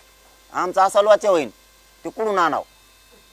त्यामुळे तुमचं शक्यतो सगळं साहित्य आम्हाला तिथंच राहून द्या आणि तुम्ही थांबा, जाऊन द्या. पाहून द्या लॉस आमच्यामुळे एवढी बार काय करता मग आता, जे होईन ते होईल. कीर्तन तुमच्या आता घेतलेल्या तारखे मला चांगलं माहिती, एवढे शिष्य पाठा, जाऊन द्या. एवढ्या शिष्याला म्हणा घी बागून आता काय करतो, गर्दीतून बाहेरच येता ना म्हणा, त्या गर्दीतून बाहेर येता ना, मी इथंच थांबवतो आता. ही महाराष्ट्राने सगळ्या समजून घ्या. महंत मंडळी सगळी सज्ज झाली. राजकीय मराठ्यांना विनंती माझी, सगळ्या आमदार, खासदार, मंत्री, जिल्हा परिषद सदस्य, उपसभापती, सभापती, महापौर, नगराध्यक्ष, सरपंच, ग्रामपंचायतचे सगळे सदस्य, भावी सदस्य, भावी आमदार, सगळे जिल्हा प्रमुख, सगळे जिल्हा अध्यक्ष, नगराध्यक्ष, तालुका प्रमुख, ज्या ज्या पदावरती राजकीय पक्षाचा मराठा बसलाय, आमदार, खासदार, मंत्री, माजी आमदार, सगळ्यांना विनंती, समाजाचं रक्षण करा. एवढ्या वेळ समाजावर बिकट वेळ येऊ देऊ नका. समाज जर संपला तर तुम्ही संपणार हे कधीच विसरू नका. राजकीय मराठ्यांना याच्याच बरोबर माझा दुसरा बी एक विनंतीपूर्वक सल्ला आहे, तुमच्या लेकरा बाळाच्या शापशिव्या खाऊ नका. ते म्हणते बाबा मम्मी पप्पा आपली सत्ता होती त्यावेळेस तुम्ही मुंबईला नाही गेले, आज माझ्या आयुष्याचं वाटोळं झालं. सत्ता आहे म्हणून शिक्षण मोफत मिळणार नाही, किंवा आमदार, खासदार, मंत्री फुकट फी भरणार नाही, तुमच्या पोराची फी नाही भरणार, किंवा फुकट नोकरी नाही लागणार, त्यासाठी आरक्षणच लागणार आहे. हे मराठा समाजानं सगळ्या राजकीय पक्षातल्या आमदार, खासदार, मंत्री, सगळ्या पदाधिकाऱ्यांना, नेत्यांना माझी हात जोडून अंतरवालीतून विनंती, एवढ्या वेळेस मागं राहू नका. समाजाचं पाठीशी उभा राहा. तुम्ही सत्तेत हे म्हणून मराठ्यांच्या पोराचे डोके फोडू देऊ नका. आणि जर डोके फोडले, कोणी काठी बी डोचिली ना मराठ्याच्या पोराला मुंबईत काठी, तर राजकीय सगळ्या मराठ्यांनी एका बाजूने व्हा. महाराष्ट्रातला पांदन रस्ता सुद्धा सुरू नाही राहायला पाहिजे, नुसतं काठी जरी डोचिली तरी. इतक्या ताकदीनं मराठ्याच्या पाठीशी उभा राहा. ही आमचे तुम्हाला आग्रहाचं निमंत्रण पण आहे, हात जोडून विनंती पण आहे. समाजाचे रक्षण करायची वेळ आली, ह्या वेळेस रक्षणासाठी रस्त्यावर या. नसता समाज तुम्हाला कधीच माफ करणार नाही. ज्यावेळेस आमच्यावर संकट होतं त्यावेळेस तुम्ही सरकारच्या बाजूने होतात, म्हणजे ते मोगलाच्या फौजी असल्यासारखं होईल. इकडं धर्माची लढाई सुरू झाली आणि काही जण मोगलाच्या फौजीतच उड्या आणत होते आणि तिकडं जेवत होते आणि आपले माणसं मरताना डोळ्यानं बघत होते. तो कोण होता? मुघलाचा. तो उभा राहून लढत होता. त्याच्या आजूबाजूला घोड्यावर बसलेला आपलाच काही फितूर गद्दार हिंदूच त्या बाजूनं माहिती पुरवत होता, धर्म मिटाव म्हणून, जात मिटाव म्हणून. ह्या भूमिकेत राजकीय मराठ्यांनी राहू नये ही आमची तुम्हाला हात जोडून विनंती. असता समाजाचं रक्त सांडताना समाज संघर्ष करीत होता, समाज लेकरं मोठे व्हावं म्हणून लढत होता. त्या टायमाला तुम्ही आमच्या सोबत नव्हतात हे मराठ्यांना कधीच वाटू देऊ नका. प्रत्येक मराठ्यांना वाटलं पाहिजे, प्रत्येक राजकारणी मराठा मी माझ्या डोळ्यानं बघितला. बघा राजकीय मराठ्यांना ऐका, मुंबईतला गरीब मराठ्याचं पोरग म्हणलं पाहिजे की मी माझ्या डोळ्यानं बघितलं वा सगळ्या पक्षाचे मराठी मुंबईला होते. इतका गर्व आणि अभिमान तुमचा आम्हाला वाटला पाहिजे. एवढं काम तुम्ही करावं एवढी या निमित्तानं मी तुम्हाला विनंती करतोय. एक घर एक गाडी घ्यायची, मोटरसायकल असन, 4 व्हीलर असन, काय असन, एक घर एक गाडी 27 ऑगस्टला निघलीच पाहिजे इतक्या तयारीने लागायची. एक घर एक गाडी ज्यांनी घेतली, मग आता ती मोठी असन मोटरसायकल असन, त्याने फक्त वाट लावायला मुंबईला यायचं. मग त्याने त्याची गाडी घेऊन माघारी यायचं. मोटरसायकलवाल्याला एक महत्वाची सूचना आहे, आज ते ध्यानात ठेवा. तुम्हाला गाडी दम्माने हाणायची. तिथं रेस खेळायला नाही चाललो आपण. आपल्यात दम्माने गेलं, सगळ्यात माग राहिलं तरी मुंबईला जायचं, सगळ्यात पुढं असलं तरी मुंबईला जायचं, ध्यानात ठेवा. माझ्या एकाही पोराचं नुकसान होता कामा नाही, त्याचा हातपाय मोडता कामा नाही, तो गाडीवर पडता कामा नाही, ध्यानात ठेवा. गाड्या दम्माने चालवा. नसता एकानेही मोटरसायकल मुंबईला घ्यायची नाही. जे जे पोरं मोटरसायकल घेणार आहेत त्यांच्या घरच्यांना सुद्धा सांगतो, त्याला घरीच सांगा गाडी दम्माने आण, नाही तर गाडीवर येऊ देऊ नका. त्याच्यापेक्षा 4 व्हीलर लावा. पण एकाने सुद्धा थांबायचं नाही. आहे ती पुरी ताकद ह्यावेळेस मराठ्यांनी ओतायची आणि मराठ्यांची शक्ती वाढवायची, मराठ्यांची शान वाढवायची. मराठा हरू द्यायचा नाही, ही मराठ्यावर जबाबदारी. सगळ्या मराठ्यांनी मुंबईकडं सगळ्यांनी निघायचं. आपल्याला शांततेचं आंदोलन करायचंय हे सांगितलंय. मुंबईच्या मराठ्यांबद्दलही सगळ्यांना सांगून झालंय. एक शेवटचा मंत्र आता मराठ्यांसाठी. अस्सल जातवान मराठ्यांनी, खानदानी मराठ्यांनी घरी नाही बसायचं. लेकरा बाळाच्या कल्याणासाठी मी जगतोय, जीव जाळतोय, रक्त जाळतोय. उपाशी तपाशी राहून समाजाचे लेकरं मोठं करायसाठी झुंज लावली. तुम्ही घरात झोपून तुमच्याच लेकरा बाळाच्या शापशिवाय अंगावर घेऊ नका. एखाद्या नेत्याला भिवून घरी झोपताल, आमदाराला भिवून घरी झोपताल, सत्ताधाऱ्याला भिवून घरी झोपताल, किंवा आमचं सरकार आहे म्हणून जाणार नाहीत, किंवा एखाद्याने दम दिला असेल तू जाऊ नको, मला नाव सांगा, नसता त्याच्या वाचून तुमचं काही गुतलं नाही. काय करीन करून करून आमदार खासदार तो मंत्री, तुमचं एखादं काम गुततंय तो करणार नाही. नाही केलं जातीच्या लेकराचं तुमच्या पोराचं आयुष्याचं कल्याण होईल. त्याचं काय? चंद्रसूर्य आहे तोपर्यंत आरक्षण आहे तुमच्या लेकरात. त्याचं काय? आपलं कामच काय गुततं त्याच्यापेशी? एखाद बार दवाखाना, नाही तर पोलीस स्टेशनला भांडणं झाले बांधायचे, तर त्याच्यापेक्षा भांडणच करू नको, बांधायचे काय गुतलं, त्याचा पाय पाडायची काय गरज आहे? कोणी का 10 रुपयात तेलमीठ घेऊन देतं का आपल्या संसारात चालवायला? म्हणून त्याच्या वाचून काय गुतलंय? आणि त्याचं ऐकून तुम्ही तुमच्या पोराचं पोरीचं वाटलं करणार का आता घरात झोपून? त्याच्यामुळे एकाही मराठ्यांनी घरी थांबू नका. आणि अस्सल जातवान मराठी घरी थांबतच नाहीत. मी सांगतो, मला 96 आवलं घरी झोपतच नसते.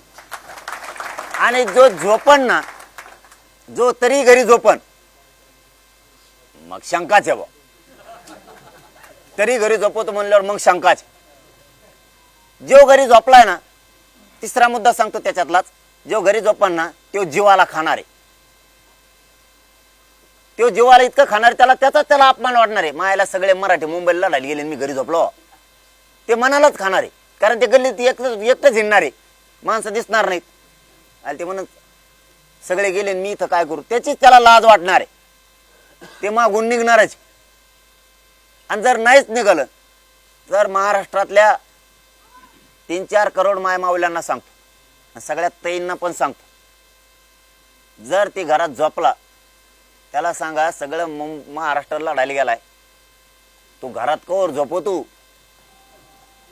वय ना घराच्या बाहेर जाय, तिकडे जरा इथं काम करीत नाही शेतात, तिकडं तारफडाना नुसतं खातो कवर आमच्यावर जेवर बसून. जरा सगळ्या मावल्यांनी ताईंनी त्याला मुंबईला जायचं सांगा. तुमच्या लेकरा बाळासाठी झटतोय म्हणून सांगतोय. पोरं बाळ लेकी बाळी मोठे करायचं शिका. त्यामुळे एकाही मराठ्यांनी घरी झोपायचं नाही, हे सगळ्यांनी लक्षात ठेवायचंय. तुम्हाला बाकीच्या आता सगळ्या गोष्टी मी सगळ्या सांगितल्यात. आता शेवटी एक सांगतो, फडणवीस साहेब, माझी तुम्हाला हात जोडून विनंती आहे, मी आणि माझा समाज आडमुठा नाही आहे. माझ्या सरकारी नोंदी आहेत, आमचे गॅजेटेड आहेत, त्या सगळे 26 तारखेच्या आत अंमलबजावणी करा. तुम्हाला आणखीन संधी हातातून गेलेली नाही. तुम्ही कोणाचं ऐकताल आणि तुम्ही आडमुठापणा करायला जाताल, मराठी ह्या वेळेस तुम्हाला भारी भरणार आहेत. आणि तुम्ही जर नाहीच ऐकलं, तुम्हाला जर वाटलंच सत्ता आणि सत्तेपुढे शानपण चलत नसतं, तर तुम्हाला सांगतो, जर मराठ्याच्या पोराला एक नुसती काठीनं जरी डवचिलं तर मी सरकार हुकूम फेकणार, हे पण तुम्ही ध्यानात ठेवा. मी मुलाहिजा करणार नाही. माझ्या पोरात आणि माझ्या समाजाच्या जातीत माझा लय जीव आहे. मी तुमचा कसलाच विचार करणार नाही, हे सुद्धा तुम्ही ध्यानात ठेवा. म्हणून माझी पुन्हा या प्रेसच्या माध्यमातून मी 4 ते 5 वेळेस तुम्हाला आग्रहाची विनंती केली. आम्ही तुम्हाला 2 वर्षापासून मागणी करतोय. 4 महिने झाले तारीख डिक्लेअर केलेली, 2 महिने झालं तुम्हाला सांगितलेलं वैयक्तिक. आमच्या सरकारी नोंदी जेवढ्यात त्याचा आधार घेऊन तुम्ही मराठा कुणबी कायदा पारित करा, अंमलबजावणी करा, गॅजेटियरची सगळ्या अंमलबजावणी करा. ही तुम्हाला विनंती. आणखीन वेळ गेलेली नाही. एकदा जर मी इथं सोडली अंतरवाली 27ला 10 वाजता चर्चा फेरच्या बंद.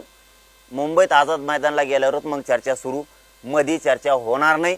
मी मध्ये थांबणार नाही आणि मला अंमलबजावणी करून द्यावी ही तुम्हाला हात जोडून विनंती करतो. आणि मराठा समाजाला सांगतो, आपल्या सगळ्या मागण्या रास्त आहेत.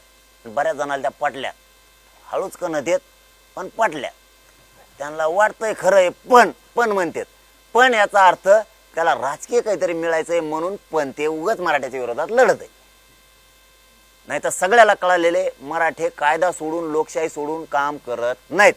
आणि आता तुम्हाला सगळ्याला सांगितल्यामुळे तुमच्याही लक्षात आलं असेल आणि महाराष्ट्र सगळी प्रेस ऐकतोय. महाराष्ट्राच्याही लक्षात आलंय की आपल्या नोंदी यात आपलं गॅजेट हे आपला हक्काचं सरकारी दस्तऐवज. याचा अर्थ फडणवीस साहेब मुद्दाम देत नाही म्हणून मराठ्यात चीड निर्माण झाली.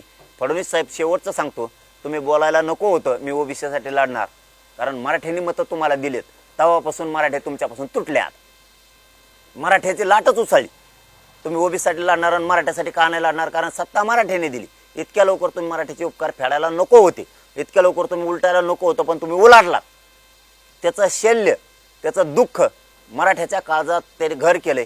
कारण ज्याने ज्याने बटन दाबलंय त्याची जात जागी झाली. आता तुमचं बटन दाबणारच की मी तुम्हाला मोठं करायला मतदान केलं, पण आज माझे पोरं मोठे करायचे. मी भला तुमच्या पक्षाचा आहे, तुमच्या सरकारचा आहे, पण माझे पोरं मोठे व्हायला लागले तर तुम्ही आरक्षण द्यानात, मोठे होऊ द्यानात. हे मराठ्यांच्या पक्क्या मनात आता खुणगाट झालेली. त्यामुळे मराठे सगळेच मुंबईकडे निघालेत. अर्ध्या आमदाराचे मलाच फोन येतात त्यांच्या. मग आपल्याला पडा असं असतं, मग मी कसं सांगून टाकत असतो. ते म्हणजे आमची लय बेजरी चालली, पण आम्ही हाय सोबत. आता इथं बैठकाला नाही दिसणार पण मुंबईत दिसू. म्हणजे मराठ्यांचे कार्यकर्ते सुद्धा आता पेटले. दुसरा शब्द फडणवीस साहेब तुम्ही बोलायला नको आता पुन्हा. आणि मी शेवटाकडे आलोय. पत्रकार बांधवांनी प्रश्न विचारला, मराठे मुंबईत यायला लागले. ते म्हणले पोलीस बघून घेते. पोलीस बघून घेते म्हणजे धमक्या द्यायला लागले का तुम्ही मराठ्याला? मग पोराठी लाटच उसळल्यात. तुम्ही गोडी गुलाबीने काही करू शकता, दादागिरी नाही करू शकत तुम्ही मराठीशी. आणि मी दादागिरी करायला मोजिता नसतो. मग मी मोजिता बी नसतो. मी मुंबईत येणार आहे. आता तर मुंबईत येणार आहे. आता माग हटत बी नसतो. कोण आडीतोय बघतोच आता. तुम्ही दादागिरीची भाषा नाही करायचं. अरे पालकत्व आहे राव तुमच्याकडं, तुम्ही ज्येष्ठात मोडता. आणि तुम्ही पालकत्व स्वीकारून तुम्ही संविधानाच्या पदावर बसताना तुम्ही म्हणता पोलीस बघून घेते. पोलीस म्हणजे देवेंद्र फडणवीस आणि देवेंद्र फडणवीस म्हणजे पोलीस. त्याच्यात काय बदल नाही. पोलिसाला दोष नाही देणार आम्ही. आणि पोरांना सांगतो, पोलिसाला आयला सुद्धा म्हणायचं नाही. काय करतंय करून घेतोय ते देवेंद्र फडणवीस, हे लक्षात ठेवा. करणारापेक्षा करून घेणारा दोषी ठरवायचं इथून पुढं. आपल्याला उलट्या दिशेने नेलंय लोकांनी, करणाऱ्याच मागं लावलंय. आणि करून घेणारा मजा तेवढे आणतोय ना. करून घेणारा महत्वाचा दोषी, करणारा नाही. आणि पोलिसांना सांगतो, माझे गरीबाचे लेकर येतात, नादी लागू नका. आमची जेवढी साथ पाहिजे तेवढी आम्ही तुम्हाला देणार आहे. तुमची ट्रॅफिक जाम झाली, गणेश उत्सवाला काही प्रॉब्लेम आले मुंबईत, 1 लाख पोरं स्वयंसेवक आम्ही तुम्हाला द्यायला तयार आहे. आणि गणपती उत्सव आमचा पण आहे, तुमचा पण आहे. आणि मराठ्यालाही सांगतो, सणावारात गुतू नका. एखादे पोळी खातान, भजे खातान, हागून येताना मोकळे होतान, आयुष्याचं लेकराचं वाटोळं होईल. सण पुन्हा पुन्हा येतील, पुन्हा पुन्हा करू. घरात 50,000 1 लाख जर पगार आला, दणक्यात उत्सव करू ना. पोरं पोरी नोकरीला लागून दे ना, दणक्यात करू. आपण का हटणार आहेत काय? अजिबात नाही. वारकरी संप्रदायाचे, हिंदू धर्माचे सगळे संस्कार संस्कृत्या पाळतोय आपण, कमी पडणार नाहीत. पण एखाद्या वेळेस संकट असल्यावर कमी. माणूस एखादा वारला, काय झाला तर आपण एक सुतक पाळीत नंतर करतो. पुढच्या वर्षी दणक्यात करू. यावेळेस गणपती सगळे मुंबईत घ्या, आपल्या गणपती बाप्पाला बघू द्या समुद्र. काय अडचण आहे? मिरवणूक ग्रामीण महाराष्ट्राची मुंबईकडे चालली, काय अडचण आहे का? दरबारीने उठलंय का आपण इथं टाकतो आपला गणपती. बिचाऱ्याला एखाद बार समुद्र बघून द्या, पवित्र समुद्र आहे राव. आपल्या गणपतीने बघू नये का? 5 देव बाप्पा घेतले आरती म्हणायला आम्ही, तिथं भेटू तू नाही भेटू तू. 5 देव बाप्पा लगेच संघ घेतले आरतीला, काय अडचण आहे का? तिथं घालिंग लोटांगण सगळे आरती सुरू आणि एले चाबरे येतं. तुम्हाला माहित नाही गरीब मराठ्यांनो, आपला 11-11 दिवसाचा गणपती, 12-12 दिवसाचा. अरे आमच्यात कोवत आहे 3-3 महिन्याचे करू. हा 10-10 दिवसात काय हे किती चाबरेत बघा. यांचा 1.5 दिवसाचा आहे. परातीत घेतात असा निघाला गिरगड चौपाटीवर. आपण म्हणलं कमून 1.5 दिवसात, ते म्हणजे तिला लय काम असतं. आणि तिला विचारलं का कमून 1.5 दिवसात, ते म्हणजे त्यांना तेले बिजी असतात आमच्या हमेशा, म्हणून यांचा 1.5 दिवसाचा. किती हुशार आहेत बघा.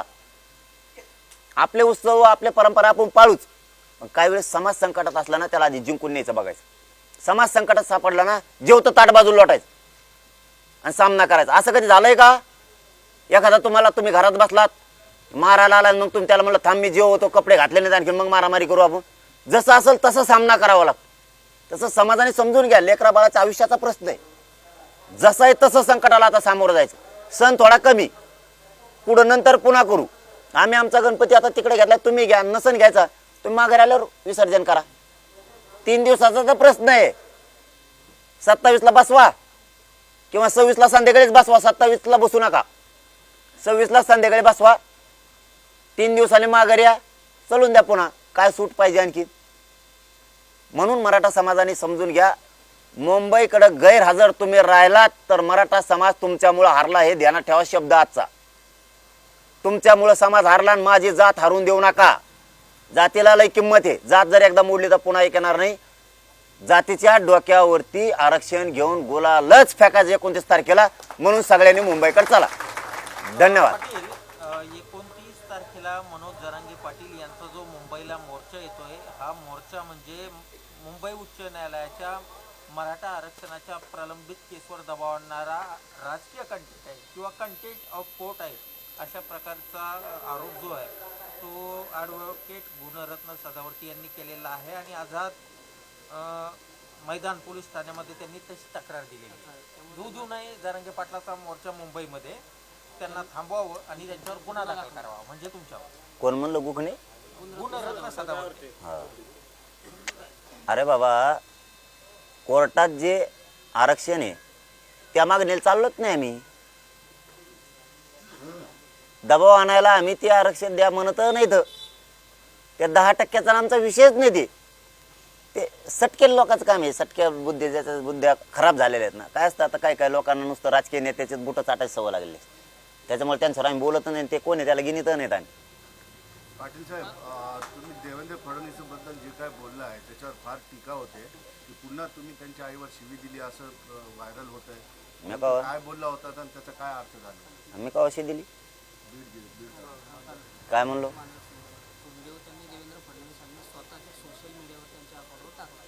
काय म्हणलो मी? त्यानंतर नवनाथ बंदे भाजपचे प्रसिद्धी प्रमुख त्यांनी सुद्धा म्हटले की देवेंद्र फडणवीस यांच्या आईबद्दल बोलणं चुकीचं आहे. आणि चित्रा वाघ देखील यांनी त्यावरती प्रतिक्रिया दिली. नाही, मी बोललोच नाही ना. आईवर कुठं काय बोललोच नाही मी. आणि बोललो असलं ते शब्द मागं घेऊ, काय त्याला. मी बोललोच नाही, आईवर बोललोच नाही मी त्यांच्या. ते शब्द मागे घेतो. बोललो असेल तर मी बोललोच नाही, पण ते शब्द मागे घेतो, काय त्याला. पण आरक्षण द्या म्हणा मग. हा, आरक्षण बी द्या. कारण आमच्या बी आई बहिणी, आमच्या बी आई रात्रंदिवस राब कष्ट करतात. त्यांचे लेकरं फाशी घ्यायला लागलेत. तुमच्या आईप्रमाणे आमच्या बी आईला तोला जरा, आणि त्या आईच्या लेकराला आरक्षण द्या. मी तर बोललोच नाही, आणि ओघात बोललो बी असेल तरी ते शब्द मी मागं घेतला. हा, आणि मोठ्या मनाने घेतला. त्याच्यात काय नाही एवढं. आमच्या मोठ्याचं म्हणायचं, तुमच्यासारखा आडमोठापणा नाहीये. पण स्वतःच्या आईत दुसऱ्याच्या आईला पण तोला. कारण आमच्या आई रक्ताच्या थारोळ्यात पडल्या होत्या. ते बी बघा. त्यावेळेस माझ्याच पोलिसाला हाणलं म्हणले होते. त्यावेळेस आमची आई नव्हती का? त्यावेळेस नव्हती आमची आई. कोण परवागता आणि फरवागता शेण खातो कामन धामाचा. तवा आईने दिसली का आमची तुला? कोण बाई बोलली म्हणतात ना तुम्ही, तिला तवा आईने दिसल्या का आमच्या? काय बोलते रे? तवा कुठे गेलती तू? कोण वाघिणी ती? कवर शाळा संभली ती सरकारच्या. आमच्या आई रक्तात थारोळ्यात गेली तेव्हा कुठं मिळेल ती? आमच्या एवढ्या 3-3, 4-4 वर्षाच्या पोरी रक्ताच्या थारोळ्यात पडल्या तो झोपली होती का तू? तेव्हा नाही का तुला आमची आई दिसली, तेव्हा नाही का तुझी जात जागी झाली. कवर खेटरसाठी ती रे, कुणाच्या नादी लागून लागून तू. हा, तू बाई येत आमजोळ बी बाय आहेत, ते शिकू नको तसलं. आमचे पोरं फाश्या घ्यायला लागलेत, आमच्या पण पोरी आहेत, आमच्या सुद्धा आहेत, त्याच्याकडे बी बघ जरा डुकून. इश्यू करू नको कशाचा बी. आईला बोललो कशाला बोललो, आईला बोलत नाही. तू आई 2 लाख साडी घालीत असन म्हणून तो आहे. आमच्या आई फाटक्या कपड्यातली पण ती बी आहे आम्हाला प्रिय. नाटकं करतो काय, काही व्हिडिओ टाकतो आणि काय करतो, सोशल मीडियावर टाकले काय मुख्यमंत्र्यांनी स्वतःचे? लय लागलं का? आमच्या आईचं का नाही टाकलंस? बॅड हल्ला झाला म्हणून. तू तर म्हणला बायानेच हाणलं, पोलिसाला माया. तो हे पोलीस आहेत काय? ते कम नाही टाकलं रे, नाटकं करतो. म्हणा माझ्या आईला बोलले तो आहे तुला प्रिय, आमची आई आम्हाला प्रिय आहे रे फडणवीस. चाल येतोय मुंबईला शिकवायला काय नाटकं. एक शब्द बोललो तो स्वतःच्या अकाउंटवर टाकतो. आम्हाला वाटलं शहाणा आहे, तुला वाटलं नेरेटिव्ह पसरीन मी पुन्हा आपल्या आईचं ते सोशल मीडियावर टाकलं लोक दूषित करीन.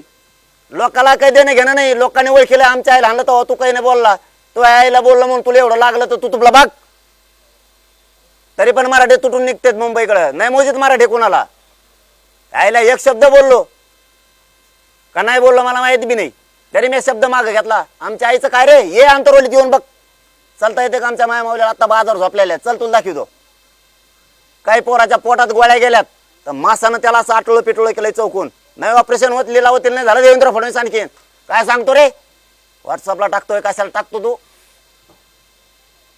आमच्या आई कमरात वाकल्यात, नाक तुटून गेले, नाक फायबरचे बसविले दुसरे. म्हणा मा आईला बोलले आईवाला कोणा शिकितो आहे? आमच्या मराठीच्या आईचे पोर आत्महत्या करायला लागले आरक्षणामुळं. लाज वाटली बाई तुला? मुख्यमंत्री येतो आम्हाला शिकवायला लागलास. तुला स्वतःची आई वाटती, बाकीच्या मराठीची आई नाही वाटत तुला? त्या पोलिसाला सस्पेंड करायचं देवेंद्र फडणवीस तो बढती दिली,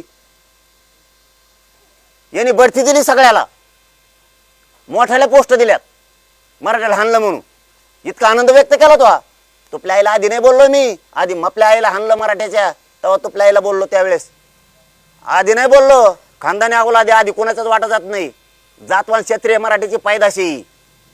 मोगम डायरेक्ट बोलत नाही कोणाला, आमच्यावर बोलल्यावर बोलतो. तुला हे बरं सुचलं, तो आता एवढाच व्हिडिओ कट करून तुपल्या आईचा तुपल्या सोशल मीडियावर टाकायचा. गॅजेट टाक ना, हैदराबादचं गॅजेट, मराठी नोंदीत येत.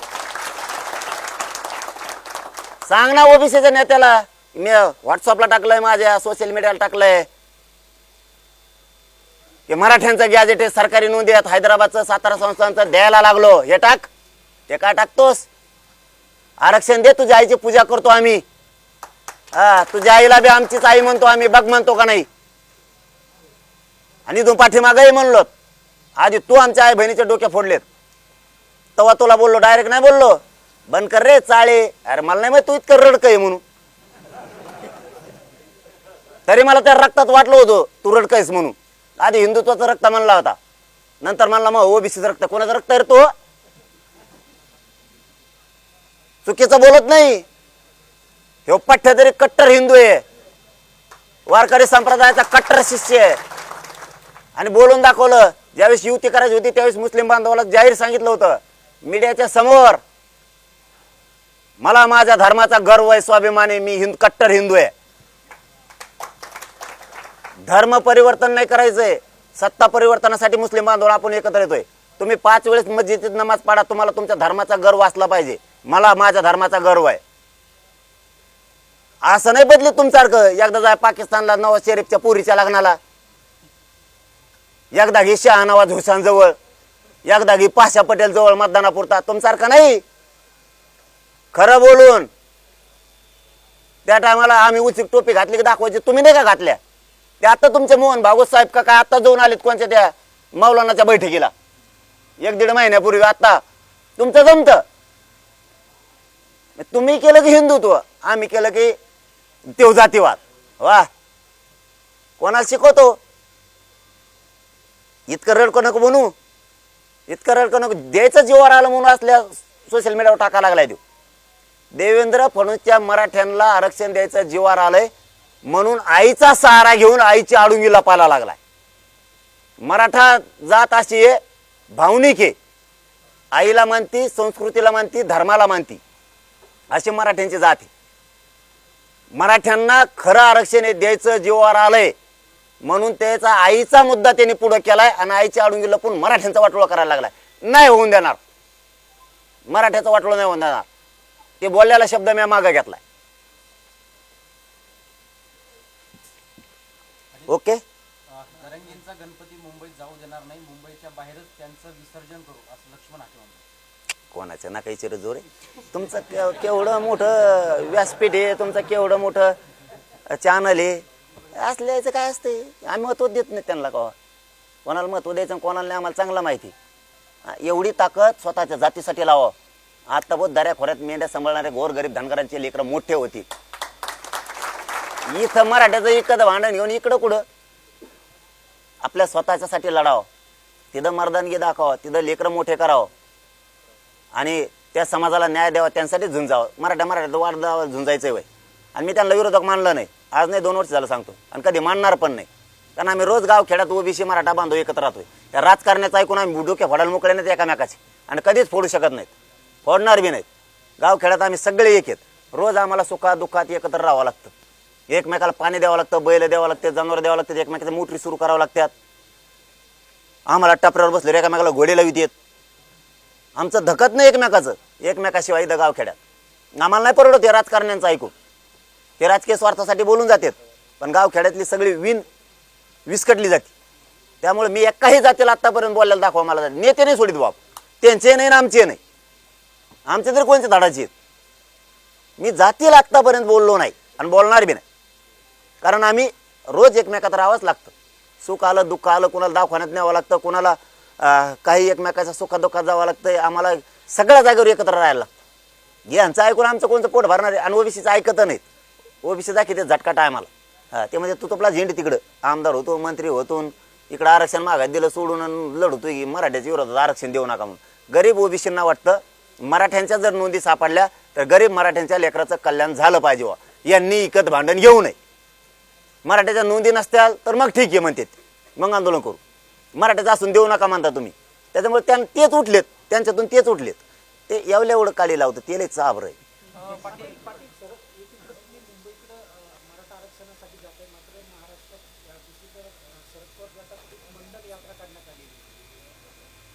बघू आता, बोलू त्याच्यावर नंतर. मी कालच सांगितलं त्याच्यावर बोलू नंतर. पाटील, महाज्योतीकडून सुद्धा विद्यार्थ्यांचं विद्यावेतन बंद करण्यात आलं. कोणाचं? महाज्योतीकडून जे विद्यावेतन देण्यात येत होते विद्यार्थ्यांना ते सुद्धा बंद करण्यात आलं. नाही, ते द्यायला पाहिजे. त्यात काय होईल मग, ओबीसीच्या लेकरांचं वाटोळं होईल. महाज्योतीच्या काही योजना जर बंद केल्या, सारथीच्या जर बंद केल्या तर ते लेकरांचं वाटोळं होईल. आणि तुम्हाला लेकराला वाटोळं करायचा अधिकार नाही. कारण मी मागच सांगितलं होतं की मी जर जातीवादी असतो तर मला सांगितलं होतं मराठ्यांच्या पोरीला मोफत शिक्षण करतो. मी जातीवादी जर असतो तर मी म्हणलं असतं मराठ्याच्या पोरीला मोफत शिक्षण करा, कारण लढा मी लढतोय, माझा समाज लढतोय. मी सांगितलं लेकी बाळीने काय केलं, सगळ्यांच्या जातीच्या पोरीला मला मोफत शिक्षण केलेलं पाहिजे. की पहिला माणूस आहे मी सांगणारा. आज ओबीसीच्या लेकी बाळी सुद्धा मोफत शिक्षण घेतात. जातीवादी असतो तर केलं असतं का? एवढं राजकारणासाठी करते म्हणूनच ओबीसीने मला ओळखलंय. हे पोरग जातीवाद नाही करत, उलट मिळून देतय. आणि आमचे 4-10 जण आहेत उगच मराठ्याच्या विरोधात पळत आहेत. सगळी सोयीची जी घटना आणखीन काय झालं बरं, आपण 2-3 वेळेस त्याच्यामध्ये चेंज केली आणि आता आपण असं म्हणतो की त्याचं पोट जातीमध्ये रूपांतर करावं. नाही, ते तुमचा बघण्याचा चष्मा आहे, बदल नाही केला. आता ते तुमच्या विचाराला मी काय करू शकत नाही. 3 वेळेस आपण त्यांना व्याख्या दिलेली होती. अंतिम काय झालं सरकारकडून हे तुम्हाला विचारलं. बदल केलेलाच नाही आहे, तीच व्याख्या दिलेली, फक्त 4-2 शब्द घालत नाहीत ते. त्यामुळे पोटजात उपजातच आहे, पहिल्यापासून तत्सम म्हणूनच शब्द वापरलेला आहे. कुणबीची पोटजात होती, बाकी ज्यांच्या झाल्यात आरक्षणात घालताना म्हणून 400-450 जाती झाल्यात. त्यामुळे त्याला काही बदल नाही, कुठं काही नाही. फक्त आता हे सरकार मुद्दाम काहीतरी खोड्या काढणार, मुद्दाम काहीतरी मुंबईत नाही येण्यासाठी काहीतरी पिल्लू सोडणार, समाजात गैरसमज करणार. मराठ्याचे डोके फ्रेश आहेत. कोणी काही म्हणू मुंबईला जायचं एवढं डोके आहेत त्यांच्यात. कोणी सरकार उलटं बोलू, देवेंद्र फडणवीसनी व्हिडिओ टाकू, भावनिक वातावरण करू ते आता आडुंगीला पाहिले, लक्षात आलं आमच्या आडुंगीला पाहिले. हां, कोणाच्या आडुंगी पदराच्या आडुंगी नसते तुला पत्र बाबा, मुख्यमंत्री आहे बाबा तू. सरकार कोण चर्चेसाठी येणार असे काही आहे? नाही नाही, काहीच नाही, सरकारकडून काय नाही. आणि त्या आशेवर मी आंदोलनं करत नाही कधी, कारण ठरवून केलेलं आंदोलन कधीच यशस्वी होत नाही. मी बसतो आणि तुम्ही या सोडायला, ते यशस्वी होत नसतं. मला माझ्यावर आत्मविश्वास आहे, माझ्या समाजावर आत्मविश्वास आहे. आम्ही लढून मिळवतो आणि आम्हाला नाविलाज आहे.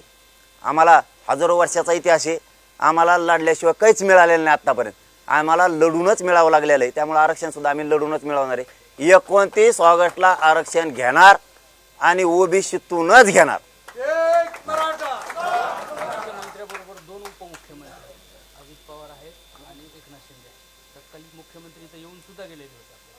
शिवरायांची शपथ देखील त्यांनी घेतली. या दोघांची काही जबाबदारी नाही का? आणि फडणवीसांची सुद्धा जबाबदारी आहे ना. ही ज्यावेळेस आठवण करून दिली अजितदादाची आणि शिंदे साहेबांची तुम्ही आम्हाला, त्याबद्दल धन्यवाद. पण तुम्हाला एक आठवण करून देतो. फडणवीस साहेब एका चॅनलच्या व्यासपीठावर म्हणले होते, मी म्हणलो होतो फडणवीस साहेब शिंदे साहेबाला आणि अजितदादाला काम करून देत नाहीत. तर त्यांनी चॅनलच्या मोठ्या व्यासपीठावर सांगितलं होतं, मी शिंदे साहेबाला अडवा येत नाही. शिंदे साहेबांनी सांगाव मी अडवा येतो का. आता कोण सांगन का मला अडवा येतोय म्हणून. पण तरीही त्यांचं उत्तर त्यांना मिळालंय. तुम्ही जर त्यावेळेस म्हणलात मी आडवं येत नाही, आम्ही त्यावेळेस पुरतं मान्य केलं, ठीक आहे. पण आता तेव्हा तुम्ही आडवे येत नव्हते ना, याचा अर्थ मराठ्याला तुम्हाला आरक्षण द्यायचं होतं, याचा अर्थ असा होतो मी त्यांना आडवं येत नाही, याचा अर्थ तुम्हाला मिळू द्यायचं होतं. आता तुम्ही येत 8 महिने झाले कमी मिळा ना, याचा अर्थ त्यावेळेस तुम्ही मिळून देत नव्हते ना, आत्ताही तुम्हाला मिळून द्यायचं नाही. फक्त आता आईचा काहीतरी मुद्दा उकरून काढाय आणि आईला पुढं करून राजकारण करू नये. तुच्छ राजकारण आहे ते. आईचा सुद्धा राजकीय स्वार्थासाठी बळी देऊ नये, आईला ढकलू नये फडणवीसांनी पुढं. स्वतः छातीवर घ्यावा सगळं काय असेल ते मर्दासारखं. मायमाऊलीला पुढं नाही घालाव. राजकीय स्वार्थ आणि सत्तासाठी ते पट टिकायसाठी आईला सुद्धा याच्या ढकलाव असा पुत्र महाराष्ट्र पुन्हा एकदा बघायला लागला. म्हणजे तत्कालीन मुख्यमंत्र्याला काम करू दिलं नाही आणि हा हे करीत नाही. मागच्यांना करू दिलं नाही, हा पण करत नाही. केलं असतं तर आम्हाला दिसलं असतं. करू देत नाही ना, 8 महिने झालं ना.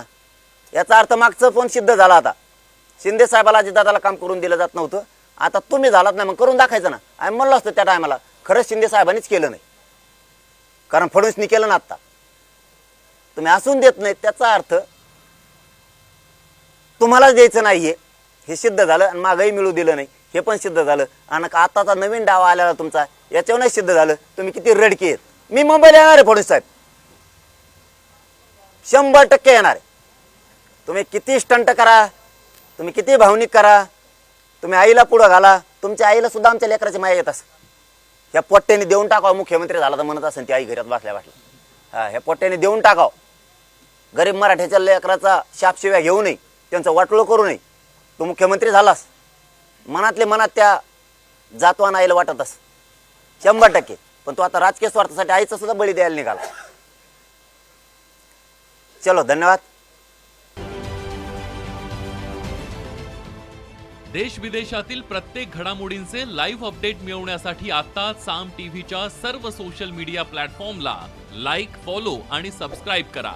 तसंच सर्व नोटिफिकेशनसाठी बेल आयकॉन प्रेस करायला विसरू नका.